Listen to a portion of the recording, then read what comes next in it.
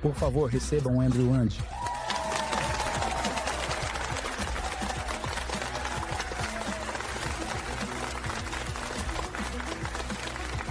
Obrigado. É um momento tão bom para estar no Builder, então estou animado por estar de volta aqui no Snowflake Build. O que eu gostaria de fazer hoje é compartilhar com vocês onde eu acredito estarem algumas das maiores oportunidades da IA. Você talvez já tenha me ouvido dizer que eu acho que a IA é a nova eletricidade. Isso porque a IA é uma tecnologia de uso geral, como a eletricidade. Se eu te perguntar para que serve a eletricidade, é sempre difícil responder porque ela serve para tantas coisas diferentes. E as novas tecnologias de IA estão criando um enorme conjunto de oportunidades para construirmos novas aplicações que antes não eram possíveis. Muitas pessoas costumam me perguntar: Ei, Andrew, onde estão as maiores oportunidades em IA? É disso que eu chamo de stack de IA.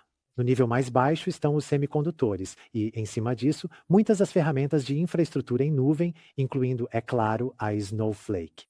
E acima disso estão muitos dos modelos de base, treinadores e modelos. E acontece que grande parte do hype da mídia, do entusiasmo e do burburinho nas redes sociais tem se concentrado nessas camadas do stack, que são camadas de tecnologia mais recentes. Sempre que surge uma nova tecnologia como a IA generativa, todo o burburinho se concentra nessas camadas tecnológicas. E não há nada de errado nisso. Mas eu acho que, quase por definição, existe outra camada nesse stack que precisa funcionar ainda melhor, que é a camada de aplicação, porque precisamos que as aplicações gerem ainda mais valor e ainda mais receita para que, você sabe, seja possível pagar apenas os fornecedores de tecnologia. Então, eu passo muito do meu tempo pensando em aplicações de IA e acredito que é aí que estarão muitas das melhores oportunidades para construir coisas novas.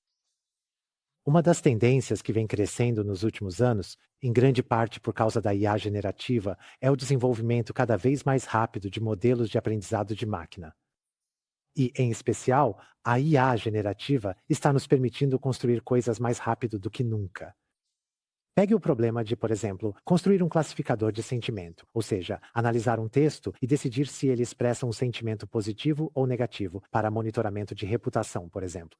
O fluxo de trabalho típico usando aprendizado supervisionado pode ser assim. Levamos um mês para obter alguns dados rotulados e, então, treinamos um modelo de IA, o que pode levar alguns meses. E depois encontramos um serviço em nuvem ou algo do tipo para implantá-lo, o que leva mais alguns meses. E por muito tempo, sistemas de IA muito valiosos podiam levar de 6 a 12 meses para serem construídos por boas equipes de IA, certo? E não há nada de errado com isso. Acho que muitas pessoas criaram sistemas de IA muito valiosos dessa forma. Mas com a IA generativa, há certas classes de aplicações em que você pode escrever um prompt em poucos dias e depois implantá-lo novamente, talvez em poucos dias. E o que isso significa é que há muitas aplicações que costumavam levar meses para eu ou ótimas equipes de IA construírem, que hoje você pode desenvolver em cerca de 10 dias. E isso abre a oportunidade de experimentar, criar novos protótipos e lançar novos produtos de IA. Esse é certamente o aspecto de prototipagem disso. E essas são algumas das consequências dessa tendência, que é a experimentação rápida se tornando um caminho mais promissor para a invenção. Anteriormente, se levasse 6 meses para construir algo, então sabe, era melhor estudarmos, garantir que há demanda dos usuários, fazer com que os gerentes de produto realmente analisassem, documentassem e só então gastar todo esse esforço para construir, esperando que no final valha a pena. Mas agora, para equipes de IA que se movem rápido, veja um padrão de design em que você pode dizer, sabe de uma coisa? Levamos um fim de semana para montar um protótipo. Vamos construir 20 protótipos e ver o que funciona. E se 18 deles não derem certo, simplesmente descartamos e ficamos com o que funciona. Então, iteração rápida e experimentação rápida estão se tornando um novo caminho para inventar novas experiências para o usuário. Outra implicação interessante é que as avaliações, ou evals, para abreviar, estão se tornando um gargalo maior em como construímos as coisas. Acontece que, no mundo do aprendizado supervisionado, se você já está coletando 10 mil pontos de dados para criar um modelo, então, se precisar coletar mais 1.000 pontos de dados para testes, tudo bem, era só um aumento de 10% no custo. Mas para muitos aplicativos baseados em grandes modelos de linguagem, se não há necessidade de ter nenhum dado de treinamento, se você me obrigar a desacelerar para coletar 1.000 exemplos de teste, poxa, isso parece um grande gargalo. E assim, o novo fluxo de desenvolvimento muitas vezes parece que estamos construindo e coletando dados mais em paralelo do que de forma sequencial, em que construímos um protótipo e à medida que isso se torna mais importante e à medida que robustez e confiabilidade se tornam mais importantes, então vamos gradualmente construindo esses dados de teste em paralelo. Mas vejo inovações empolgantes ainda por vir na forma como construímos avaliações. E o que também estou percebendo é que o prototipagem em aprendizado de máquina se tornou muito mais rápida, mas construir uma aplicação de software ainda envolve muitas etapas. Tem o trabalho de produto, sabe, o trabalho de design, a integração de software, toda a parte de infraestrutura, e depois da implantação, DevOps e ELOps. Então, algumas dessas outras etapas estão ficando mais rápidas, mas não avançaram na mesma velocidade que a parte de modelagem de aprendizado de máquina. Então você pega um processo e uma parte dele se torna muito mais rápida. O que estou vendo é que o prototipagem agora está realmente rápida. Mas às vezes transformar um protótipo em produção robusta e confiável, com proteções e tudo mais, essas outras etapas ainda levam um certo tempo. Mas a dinâmica interessante que estou observando é que, pelo fato da parte de aprendizado de máquina ser tão rápida, isso está colocando muita pressão nas organizações para acelerar todas essas outras etapas também. Então esse tem sido um progresso empolgante para o nosso campo. E em termos de como o desenvolvimento de aprendizado de máquina está acelerando as coisas, eu acho que o mantra "mova-se rápido e quebre as coisas" ganhou uma má reputação porque você sabe, realmente quebrou coisas. Acho que algumas pessoas interpretam isso como se não devêssemos agir rapidamente, mas eu discordo disso. Acho que o melhor mantra é "mova-se rápido e seja responsável". E estou vendo muitas equipes conseguindo prototipar rapidamente, avaliar e testar de forma robusta. Assim, não estamos lançando nada para o mundo mais amplo que possa, você sabe, causar danos ou causar prejuízos significativos. Estou vendo equipes inteligentes conseguindo construir muito rápido e avançar rapidamente, mas também fazendo isso de maneira muito responsável. E acho isso estimulante. Elas conseguem construir e lançar coisas de forma responsável muito mais rápido do que nunca. Agora, há muita coisa acontecendo em IA. E de tudo o que está acontecendo em IA, em termos de tendência técnica, a tendência que mais me empolga são os fluxos de trabalho de IA agente. Então, se você me perguntasse, qual é a tecnologia de IA mais importante para prestar atenção? Eu diria que é a IA agente. Acho que quando comecei a dizer isso, sabe, perto do início deste ano, era uma afirmação um pouco controversa. Mas agora a expressão agentes de IA passou a ser tão amplamente utilizada, tanto por pessoas técnicas quanto não técnicas. Ela se tornou, sabe, um termo um pouco exagerado. Então deixe-me compartilhar com você como eu vejo os agentes de IA e por que acho que eles são importantes, abordando isso de uma perspectiva técnica. A forma como a maioria de nós usa os grandes modelos de linguagem hoje é com o que às vezes é chamado de prompting zero shot. E isso basicamente significa que pediríamos para ela, dado um prompt, escrever uma redação ou gerar uma resposta para nós. E é um pouco como se fôssemos até uma pessoa, ou nesse caso, até uma IA, e pedíssemos para ela digitar uma redação para nós, indo da primeira palavra até a última, tudo de uma vez, sem nunca usar a tecla de apagar. Ou seja, é simplesmente escrever do começo ao fim dessa forma. E acontece que as pessoas, sabe, nós não escrevemos nosso melhor texto dessa forma. Mas apesar da dificuldade de ser forçado a escrever assim, nossos grandes modelos de linguagem conseguem, sabe? Não é ruim, é até bem razoável. Veja como é um fluxo de trabalho agente. Para gerar uma redação, pedimos primeiro para uma IA criar um esboço da redação e perguntamos: você precisa fazer mais alguma pesquisa? Se sim, vamos baixar algumas páginas da web e colocá-las no contexto do grande modelo de linguagem. Depois, vamos escrever um primeiro rascunho, então vamos ler esse rascunho, criticá-lo e revisá-lo, e assim por diante. E esse fluxo de trabalho se parece mais com fazer algumas reflexões ou pesquisas e depois algumas revisões, e então voltar para pensar e pesquisar mais. E ao passar por esse ciclo repetidas vezes, leva mais tempo, mas isso resulta em um trabalho final muito melhor. Em algumas equipes com as quais trabalho, aplicamos esse tipo de fluxo de trabalho agente para processar documentos jurídicos complexos e delicados, auxiliar no diagnóstico em saúde ou lidar com conformidade complexa em relação à documentação governamental. Muitas vezes vejo isso gerar resultados melhores do que antes era possível. Uma coisa em que quero focar nesta apresentação e que abordarei depois é o surgimento da IA visual, onde fluxos de trabalho agentes estão nos permitindo processar dados de imagem e vídeo. Mas, para voltar a isso depois, acontece que existem benchmarks que mostram, ou parecem mostrar, que fluxos de trabalho agentes entregam resultados muito melhores. Este é o benchmark Human Eval, que é um benchmark da OpenAI que mede a capacidade de aprendizado de grandes modelos de linguagem para resolver quebra-cabeças de programação como este. E minha equipe coletou alguns dados. Acontece que, nesse benchmark, acho que era o ParseKK Benchmark, ParseKK Metric, o GPT 3.5 acertou 48% nesse teste de programação. O GPT-4, uma grande melhoria, você sabe, 67%. Mas a melhoria do GPT 3.5 para o GPT-4 é pequena se comparada à melhoria do GPT 3.5 para o próprio GPT 3.5, usando um fluxo de trabalho agente que chega a mais de cerca de 95%. E o GPT-4 com um fluxo de trabalho agente também tem um desempenho muito melhor.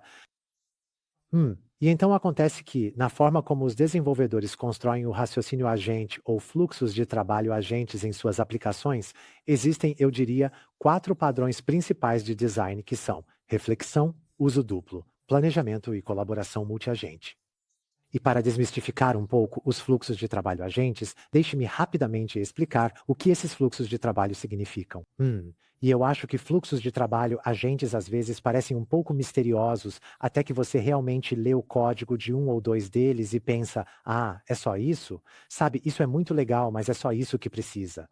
Mas deixe-me explicar, para ser mais concreto, como é a reflexão com modelos de linguagem.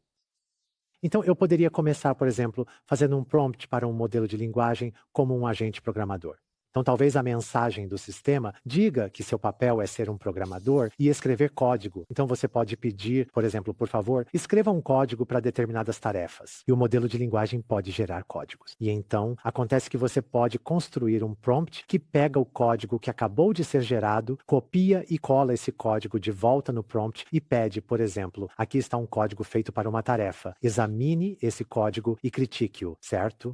E acontece que, se você der esse tipo de prompt para o mesmo modelo de linguagem, ele pode, às vezes, encontrar alguns problemas ou fazer sugestões úteis de como melhorar o código.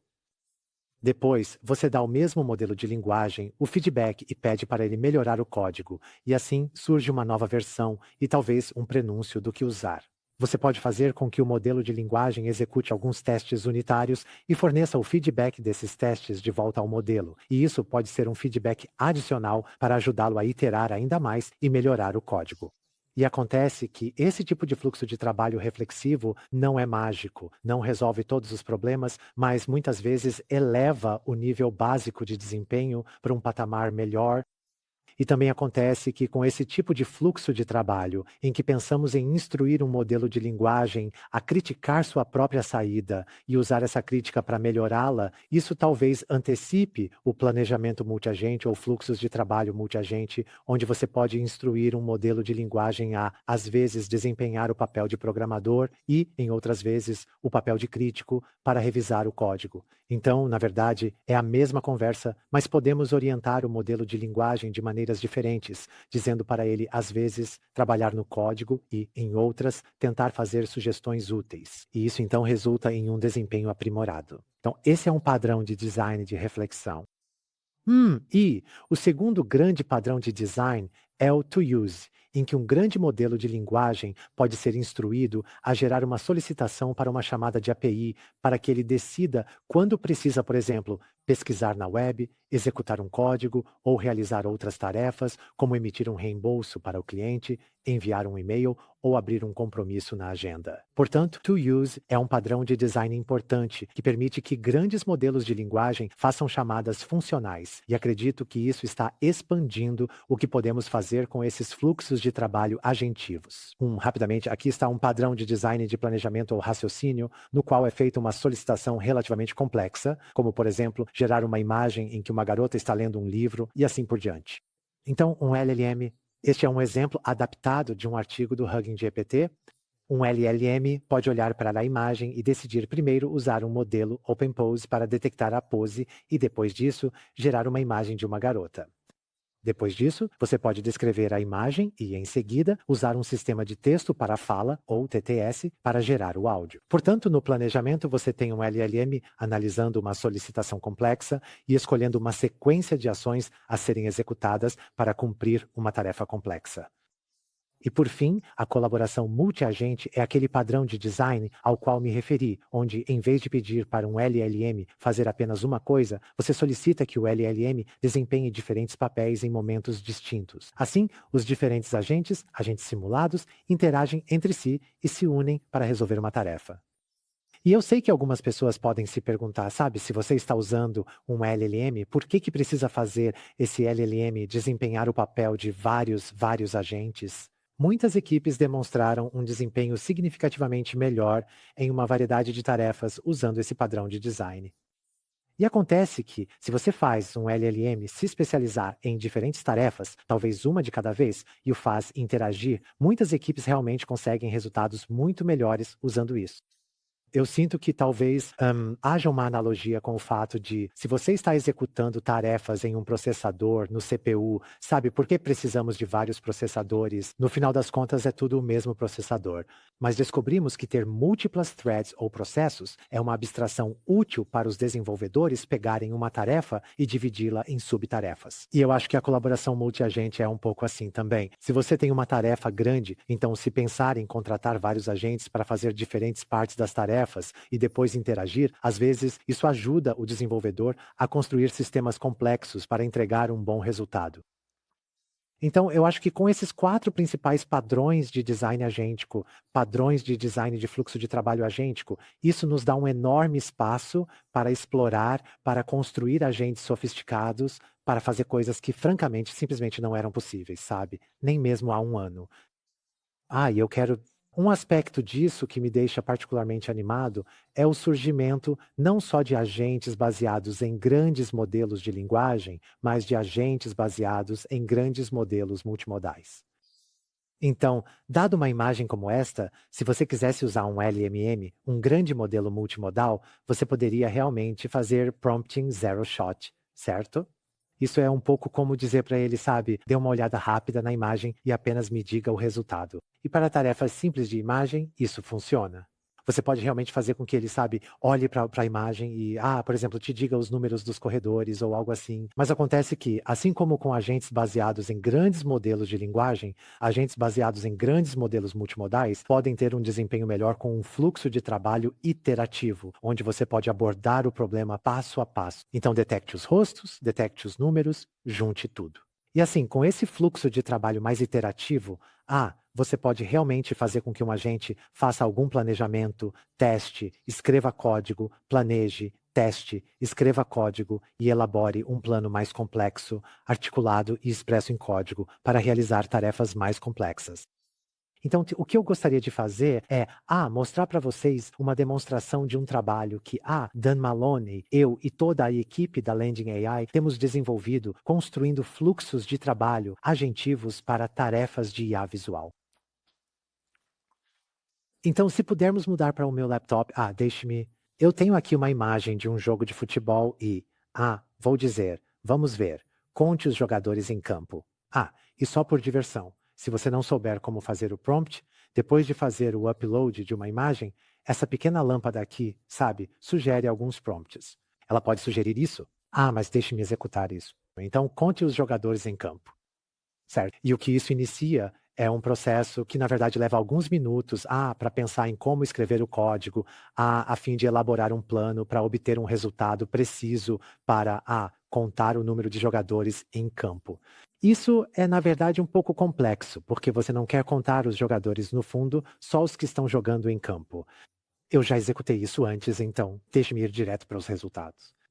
Mas diz que o código detectou 7 jogadores em campo, e eu acho que isso está certo. 1, 2, 3, 4, 5, 6, 7. E se eu der um zoom na saída do modelo? Agora, 1, 2, 3, 4, 5, 6, 7. Eu acho que isso está realmente certo. E o poder desse resultado é que, ele também gerou código U, que você pode executar várias vezes. Na verdade, gerou o código Python, que, se você quiser, pode rodar repetidamente em uma grande coleção de imagens. E eu acho isso empolgante, porque há muitas empresas e equipes que realmente possuem muitos dados de IA visual, têm muitas imagens, têm muitos vídeos armazenados em algum lugar. E até agora tem sido realmente difícil extrair valor desses dados. Então, para muitas dessas, pequenas equipes ou grandes empresas com muitos dados visuais, as capacidades de IA visual no agente de visão permitem que você pegue todos esses dados que antes estavam apenas guardados em algum lugar no armazenamento em blob e realmente extraia valor disso. Acho que isso será uma grande transformação para IA. Aqui vai outro exemplo. Veja, isso diz, dado um vídeo de vida, este é outro jogo de futebol, ou partida de futebol. Então, dado um vídeo, divida o vídeo em clipes de 5 segundos, encontre o clipe em que um gol está sendo marcado e exiba os quadros como resultado. Já rodaram isso porque leva um tempinho para processar. Então, isso vai gerar código, avaliar o código por um tempo, e este é o resultado, e aqui diz true 10-15, então ele acha que houve um gol marcado, por aqui, entre o Vinícius Júnior, é um atacante nato. certo? E aí está, esse é o gol. E também, como foi instruído, extraiu alguns dos quadros associados a isso.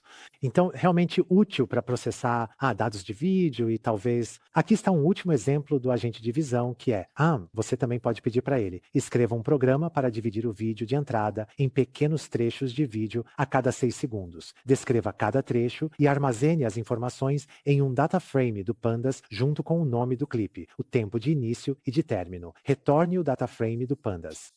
Então, essa é uma maneira de analisar os dados de vídeo que você possa ter e gerar metadados para isso, que você pode então armazenar, por exemplo, no Snowflake ou em outro lugar, para depois construir outras aplicações em cima disso. Mas só para mostrar a vocês o resultado disso, então, veja, nome do clipe, tempo de início, tempo de término, e aí tem até código escrito.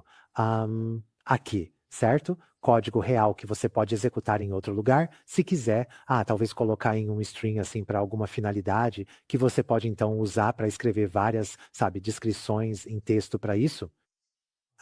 E usando essa capacidade do agente de visão para ajudar a escrever código, minha equipe na Landing.ai, na verdade, construiu este pequeno aplicativo de demonstração que usa código do agente de visão. Então, ao invés de precisarmos escrever o código, deixamos o agente de visão escrever o código para construir esses metadados e indexar um monte de vídeos. Então, vamos ver, vamos realmente navegar. Então, esquiador no ar, certo? Eu realmente rodei isso mais cedo, espero que funcione. Então, o que essa demonstração mostra é... nós já rodamos o código para pegar o vídeo, dividi-lo em partes, armazenar os metadados, e então, quando faço uma busca por esquiador no ar, ele mostra os clipes. Que tem alta similaridade, certo? Marcados aqui em verde como alta similaridade. Uau, isso está acelerando meu coração ao vê-los fazer isso. Aqui está outro. Uau, tudo bem. Certo? E as partes verdes da linha do tempo mostram onde o esquiador está no ar. Vamos ver, na verdade. Lobo cinzento à noite. Eu realmente acho bem divertido, quando você tem uma coleção de vídeos, indexá-los e depois só navegar por eles, né? Aqui está um lobo cinzento à noite, e essa linha do tempo em verde mostra onde o lobo cinzento à noite aparece, e se eu realmente pular para outra parte do vídeo, tem um monte de outras coisas também, né? Não tem um lobo cinzento à noite. Então, olha, isso é bem legal. Vamos ver. Só mais um exemplo. Então, sim. Se eu, na verdade, tenho viajado muito... mas se você está procurando pela sua bagagem, essa bagagem preta, certo? Ali, essa aqui. Mas acontece que, na verdade, há muita bagagem preta. Então, se você quiser a sua bagagem, digamos, bagagem preta com uma faixa arco-íris, porque há muita bagagem preta por aí. Então, ali, certo? Bagagem preta com faixa arco-íris. Então, há muitas coisas divertidas para fazer. E eu acho que o interessante disso é que o trabalho necessário para construir aplicações como essa é menor do que nunca. Então vamos voltar para os slides. Então, olha, e em termos de oportunidades em IA, falei um pouco sobre fluxos de trabalho agentivos e também sobre como isso está mudando a pilha de IA da seguinte forma. Acontece que, além dessa pilha que mostrei, na verdade está surgindo uma nova camada de orquestração agentiva. E existem outras camadas de orquestração, como o LangChain, que já existem há algum tempo e que também estão se tornando cada vez mais agentivas, como o LangGraph, por exemplo. E essa nova camada de orquestração agentiva também está facilitando para os desenvolvedores construírem aplicações sobre ela, na esperança de que o Vision Agent da Landing AI seja mais uma contribuição nesse sentido, tornando mais fácil para você criar aplicações de IA visual para processar todos esses dados de imagem e vídeo que possivelmente você já tinha, mas dos quais era realmente difícil extrair valor, até mais recentemente. Então, antes de encerrar, não sei se vocês perceberam quais eu considero talvez as 4 tendências mais importantes da IA. Há muita coisa acontecendo em IA, é impossível resumir tudo em um único slide. Se eu tivesse que escolher qual é a tendência mais importante, eu diria que é a IA agentiva. Mas aqui estão 4 coisas que eu acho que valem a pena prestar atenção. Primeiro, acontece que fluxos de trabalho agentivos precisam ler muitos textos ou imagens e gerar muito texto. Então dizemos que isso gera muitos tokens e há esforços empolgantes para acelerar a geração de tokens, incluindo trabalhos em semicondutores feitos pela SambaNova, Cerebras, Grok e outros. Há também muito trabalho em software e outros tipos de hardware. Isso fará com que os fluxos de trabalho agentivos funcionem muito melhor. A segunda tendência que me anima: esses grandes modelos de linguagem começaram sendo otimizados para responder perguntas humanas e instruções geradas por humanos. Coisas como, por exemplo, por que Shakespeare escreveu Macbeth, ou explique por que Shakespeare escreveu Macbeth. Esses são os tipos de perguntas que os grandes modelos de linguagem costumam receber para responder na internet. Mas fluxos de trabalho agentivos exigem outras operações, como o uso de ferramentas. Então, o fato de que os grandes modelos de linguagem agora costumam ser ajustados explicitamente para suportar o uso de ferramentas, ou apenas algumas semanas atrás, a Anthropic lançou um modelo que pode operar computadores. Acho que esses são desenvolvimentos empolgantes que criam muito impulso, criam um teto muito mais alto para o que agora podemos fazer com os fluxos de trabalho agentivos usando grandes modelos de linguagem que são ajustados não apenas para responder perguntas humanas, mas para se adaptarem explicitamente a esses fluxos de trabalho agentivos iterativos. Em terceiro lugar, a importância da engenharia de dados está crescendo, especialmente com dados não estruturados. Acontece que grande parte do valor do aprendizado de máquina estava nos dados estruturados, como tabelas e números. Mas com a IA generativa, estamos muito melhores do que nunca em processar textos, imagens, vídeos e talvez áudio. E por isso, a importância da engenharia de dados está aumentando no que diz respeito a como eles gerenciam seus dados não estruturados e os metadados desses dados, além da implantação para levar os dados não estruturados até onde eles precisam estar para gerar valor. Então, isso será um grande esforço para muitas grandes empresas. E por fim, acho que todos nós já vimos que a revolução do processamento de texto já chegou. A revolução do processamento de imagens está em uma fase um pouco mais inicial, mas está chegando e, à medida que chega, muitas pessoas, muitas empresas poderão extrair muito mais valor dos dados visuais do que jamais foi possível antes. E estou animado porque acho que isso vai aumentar significativamente o espaço de aplicações que podemos construir também. Então só para concluir. Este é um ótimo momento para ser um criador. A IA generativa está nos permitindo experimentar mais rápido do que nunca. A IA Agente está expandindo o conjunto de coisas que agora são possíveis e há tantas novas aplicações que podemos construir, seja em IA visual ou não, que simplesmente não eram possíveis antes. Se você estiver interessado em conferir as demonstrações de IA visual que eu apresentei, por favor acesse va.landing.ai, exatamente as mesmas demonstrações que mostrei. Você pode experimentar por conta própria online, obter os códigos e rodar o código você mesmo em suas próprias aplicações. Então, com isso, deixo aqui o meu muito obrigado a todos e, por favor, juntem-se a mim para dar as boas-vindas a Elsa de volta ao palco. Obrigado.